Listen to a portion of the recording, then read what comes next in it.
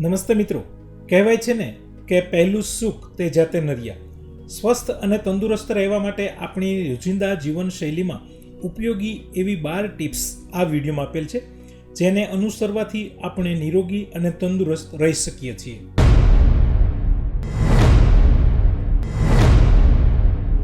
બપોરે કે સાંજે જમ્યા પછી તરત જ ક્યારેય પાણી ન પીવું જોઈએ. દાંત સાફ કરવા માટે ફક્ત એક જ ઘૂંટડો પાણી પી શકો છો. જમ્યા પછી 45 મિનિટ પછી તમે પાણી પી શકો છો. જો જમીને તરત જ પાણી પીવામાં આવે તો પાચન શક્તિ ઉપર એની અસર થાય છે અને પાચન શક્તિ મંદ પડે છે અને આના પરિણામે પેટના રોગો થઈ શકે છે. શક્ય હોય ત્યાં સુધી સવારે વહેલા ઉઠવાની ટેવ પાડો.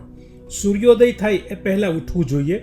સવારે ઉઠીને 1 થી 2 ગ્લાસ હુંફાળું ગરમ પાણી પીવું એ આરોગ્ય માટે ઉત્તમ છે. આવી જ રીતે રાતે સૂતી વખતે પણ 1 ગ્લાસ હુંફાળું પાણી પીવામાં આવે તો તે વજન ઘટાડવામાં પણ મદદ કરે છે અને ખોરાકને પાચન થવામાં પણ મદદરૂપ થાય છે.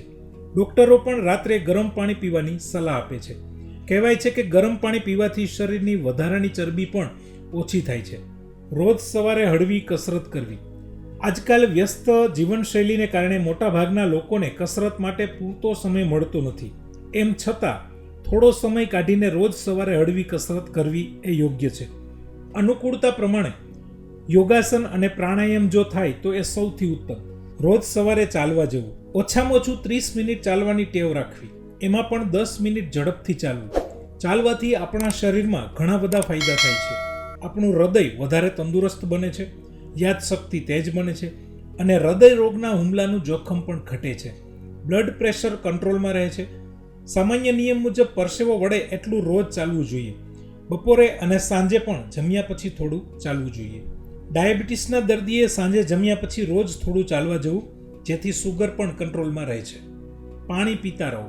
આપણા શરીરમાં સૌથી વધુ જરૂરિયાત હોય તો એ છે પાણી. મોટે ભાગે આપણે તરસ લાગે ત્યારે જ પાણી પીતા હોઈએ છીએ, પણ તરસ લાગવી એ દર્શાવે છે કે આખા શરીરમાં પાણીની ઘટ છે. પાણી હંમેશા બેસીને પીવું જોઈએ. ઘણા લોકોને ટેવ હોય છે કે એક સાથે આખો ગ્લાસ પાણીનો પી જાય, તો આ ખોટી ટેવ છે. ધીમે ધીમે પાણી પીવું જોઈએ. શક્ય હોય ત્યાં સુધી ફ્રીજનું ઠંડુ પાણી ન પીવું જોઈએ. શક્ય હોય તો માટલાનું પાણી પીવું એ યોગ્ય છે. મેંદાની વાનગી ખાવાનું ટાળો. મેંદાની કોઈ વસ્તુ ખાવામાં આવે તો તે પચવામાં 72 કલાક જેટલો સમય લાગે છે. આટલા સમય સુધી મેંદો આંતરડાની દિવાલને ચોટેલો રહે છે અને ઘણી બીમારીઓ માટે એ ખતરારૂપ બની શકે છે. મેંદાથી બનાવેલા biscuit, naan, bhature, cake, bread, pizza, momos, noodles, pasta વગેરે બને ત્યાં સુધી ઓછા ખાવા જોઈએ. મેંદામાં સ્ટાર્ચનું પ્રમાણ વધારે હોવાથી શરીરમાં સ્થૂળતા પણ વધે છે અને કોલેસ્ટ્રોલ પણ વધે છે. મેંદાની વાનગીઓના વધુ પડતા સેવનથી આપણા લોહીના પ્રવાહમાં જલ્દીથી સુગરનું પ્રમાણ પણ વધી જાય છે. રોગપ્રતિકારક શક્તિ પણ ઓછી થતી જાય છે. જો વારંવાર મેંદાની વસ્તુ ખાવામાં આવે તો પાચન તંત્ર આપણું નબળું પડે છે અને કબજિયાત, ડાયાબિટીસ, આંતરડાનું કેન્સર તેમજ ચામડીના રોગો પણ થાય છે. ભોજનમાં સારા પાચન માટે બપોરે કાચું સલાડ લેવું. એમાં ફાઇબરનું પ્રમાણ વધારે હોવાથી ખોરાકનું પાચન સરળતાથી થાય છે. મીઠું ઓછું કરવું. વધુ પડતું મીઠું ખાવાથી બ્લડ પ્રેશર વધે છે. ખોરાકમાં એનો વધુ પડતો ઉપયોગ અનેક બીમારીઓનું કારણ બની શકે છે. ખોરાકમાં મીઠાનું સેવન ઘટાડીને બ્લડ પ્રેશરનું લેવલ આપણે સુધારી શકીએ છીએ. રસોઈમાં ઉપરથી મીઠું નાખવાની ટેવ હોય તો આજે જ બંધ કરી દેજો. ઘણીવાર આપણને એમ હોય કે આપણે મીઠું ઓછું ખાઈએ છીએ, પણ મીઠાથી ભરપૂર એવા ઘણા બધા પ્રોડક્ટ છે કે જે આપણે વધુ ખાઈએ છીએ, તો એ આપણા સ્વાસ્થ્યને માટે હાનિકારક છે, જેમ કે ચિપ્સ, પોપકોર્ન વગેરે. તો બીજી વાસ્તવિકતા એ પણ છે કે મીઠું વગર ચાલે પણ નહીં. તો સિંધાલોણ મીઠું આનો બેસ્ટ વિકલ્પ છે, જેને હિન્દીમાં સેંધા નમક કહે છે. બજારમાં આસાનીથી મળી રહેશે. આ મીઠું ખાવાથી બ્લડ પ્રેશર અને મેટાબોલિઝમ પણ સારું રહે છે. ગ્રંથોમાં પણ એને સાત્વિક માનવામાં આવે છે. વ્રત દરમિયાન પણ એનો ઉપયોગ કરી શકાય છે. આયુર્વેદ પ્રમાણે સિંધાલુણ મીઠું રોગ પ્રતિરોધક ક્ષમતા વધારવામાં મદદગાર સાબિત થાય છે. આના સેવનથી કેન્સરનો ખતરો પણ ઓછો રહે છે. એ શરીરમાં પાણીની યોગ્ય માત્રાને પણ જાળવી રાખે છે. આનાથી બોડી હાઇડ્રેટ રહે છે, સાથે જ ડાયજેશન પણ સારું રહે છે અને બ્લડ સર્ક્યુલેશન પણ સારું રહે છે. પૂરતી ઊંઘ લેવી. શરીર માટે પૂરતી ઊંઘ ખાસ જરૂરી છે. વ્યક્તિએ આ ઊંઘની જરૂરિયાત અલગ અલગ હોઈ શકે છે, પણ નિષ્ણાતો માને છે કે પુખ્ત વયની વ્યક્તિને 6 થી 7 કલાકની ઊંઘ લેવી જરૂરી છે. પૂરતી ઊંઘથી શરીર ચુસ્ત અને સ્ફૂર્તિલું રહે છે. એનાથી મગજની કાર્યશક્તિ વધે છે, આપણા હોર્મોન્સને પણ એ બેલેન્સ કરે છે અને હૃદયને હેલ્ધી રાખે છે. પૂરતી ઊંઘ ન મળવાથી મગજ સરખી રીતે અને સ્વસ્થ રીતે કામ કરી શકતું નથી. મોડી રાત સુધી જાગવાનું અને ઊંઘને બિલકુલ મહત્વ ન આપવાનું જે આજના યુવાનોમાં ક્રેઝ ચાલ્યો છે, એ શરીર અને મગજના કોષોને નુકસાન કરે છે અને એમનામાં ચીડિયાપણું અને બેચેની લાવે છે. ઓછી ઊંઘ લેવાને કારણે યાદશક્તિમાં પણ ઘટાડો થાય છે. મનોચિકિત્સક ડૉક્ટર રાજકુમાર જણાવે છે કે અપૂરતી ઊંઘના કારણે લોકો માનસિક તણાવ પણ અનુભવે છે. રાત્રે પૂરતી ઊંઘના કારણે યાદશક્તિમાં પણ ફાયદો થાય છે. ખાસ કરીને રાતના 11 થી 2 વાગ્યા સુધીનો સમય આપણી ઊંઘ માટે બેસ્ટ સમય છે. આ સમયે તો ખાસ જાગવું ના જ જોઈએ. જમતી વખતે મોબાઈલ કે ટીવી ન જોવી. મોબાઈલ કે ટીવી જોતા જોતા ક્યારેય જમવું ન જોઈએ, કારણ કે જમતી વખતે આપણા મોંમાંથી જે લાળ ઝરે છે એ ખોરાકનું પાચન કરવામાં ખૂબ અગત્યનો ભાગ ભજવે છે. એ લાળ રસ ત્યારે જ ઝરે કે જ્યારે આપણું ધ્યાન જમવામાં હોય. માટે જમતી વખતે સંપૂર્ણ એકાગ્રતાથી જમવું જોઈએ. ભોજનમાં કઠોળનો સમાવેશ કરવો. કઠોળ નામથી તો આપણે બધા વાકેફ છીએ.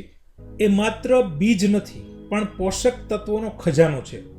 રોજિંદા જીવનમાં કઠોળનું સેવન કરવાથી શરીરને ભરપૂર પ્રમાણમાં પ્રોટીન મળી રહે છે, પણ આજે આપણે દિવસે ને દિવસે આ કઠોળનું મહત્વ ભૂલતા જઈએ છીએ.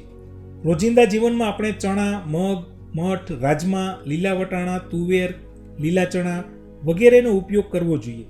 દરરોજ કઠોળના સેવન દ્વારા વ્યક્તિ પોતાના શરીરને મેન્ટેન રાખી શકે છે. કઠોળ ખાવાથી આપણું લોહી શુદ્ધ થાય છે, પાચનતંત્ર અને હાડકાં પણ મજબૂત બને છે. ચણામાંથી દૂધ અને દહીં જેટલું કેલ્શિયમ મળી રહે છે. ચણામાં ભરપૂર પ્રમાણમાં પ્રોટીન હોય છે, જે ખાવાથી ભૂખ લાગતી નથી અને વજન કંટ્રોલ કરવામાં પણ મદદ મળી રહે છે. બીજું કે વાળની દરેક સમસ્યા પણ આનાથી દૂર થાય છે. વટાણામાં એન્ટીઓક્સિડન્ટ હોય છે કે જે શરીરની રોગ પ્રતિકારક શક્તિ વધારે છે. મગમાં ઘણા બધા વિટામિન, પ્રોટીન, ખનિજ તત્વો ભરપૂર હોય છે. તો આમ કઠોળ ન ખાતા હોય તો આજથી જ કઠોળનો સમાવેશ કરી દેજો. વિટામિન ડીનું લેવલ જાળવવું. મિત્રો, વિટામિન ડી હાડકાં અને સ્નાયુઓને મજબૂત કરવાનું કામ કરે છે.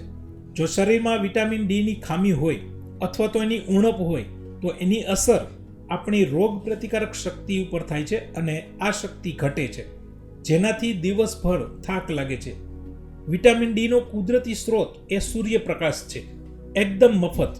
સવારે સૂર્યોદય પછી કૂણા તડકામાં 10-15 મિનિટ બેસવાથી વિટામિન ડી મળે છે. આ સિવાય ખોરાકમાંથી અથવા તો ડૉક્ટરની સલાહ અનુસાર વિટામિન ડી ટેબ્લેટ્સથી પણ કોર્સ કરી શકાય છે. નંબર 12, વિટામિન B12નું ધ્યાન રાખવું. B12 એ શરીર માટે એક જરૂરી પોષક તત્વ છે કે જે શરીરના નર્વસ સેલ્સને સ્વસ્થ રાખે છે. એ શરીરના લાલ રક્તકણો અને DNA બનાવવામાં મદદ કરે છે. વિટામિન B શરીરમાં બનતું નથી, તેથી ખોરાક દ્વારા વિટામિન B12 મેળવવું જરૂરી છે. આમ ન કરીએ તો શરીરમાં B12ની ઉણપ આવી શકે છે.